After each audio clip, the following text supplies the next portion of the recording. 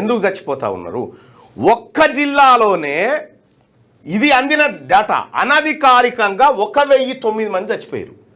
అది ఈ 5 ఏళ్లలో కొత్త జిల్లాలు ఇది ఓన్లీ ఒక కొత్త జిల్లాలో, ఉమ్మడి జిల్లా కాదు ఇది.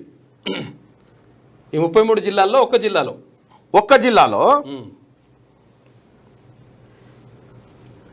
ఒక అంచనా ప్రకారం చనిపోయినటువంటి రైతుల డాటా చూస్తే ఎంత దుర్మార్గం అంటే 1079 మంది రైతు కూలీలు ఆత్మహత్య చేసుకున్నారు. ఓన్లీ మానుకోట జిల్లాలో. మహబూబాబాద్ జిల్లాలో ఈ 5 సంవత్సరాల కాలంలో మొత్తం మరణించినటువంటి రైతు కూలీలు 1079 మంది సూసైడ్ చేసుకొని చచ్చిపోయారు. 1079 మంది అంటే ఎంత అన్నట్టు? ఒక గ్రామం ఖతమైపోయింది.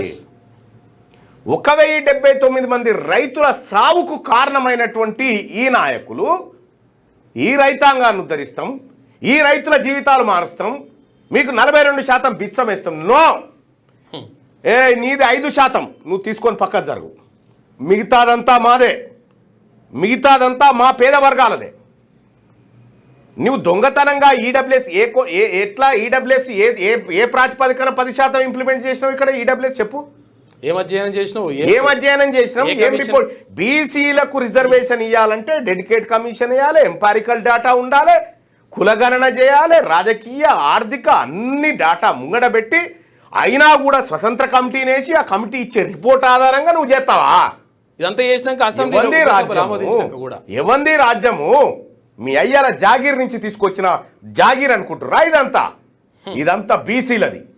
తెలంగాణ రాష్ట్రంలో బీసీలకు సంబంధించినటువంటి రిజర్వేషన్ల విషయంలో మీరాడుతున్న డ్రామా 42%. నువ్వు 42% ఇయ్యకుంటా నువ్వు ఎన్నికలకు రా,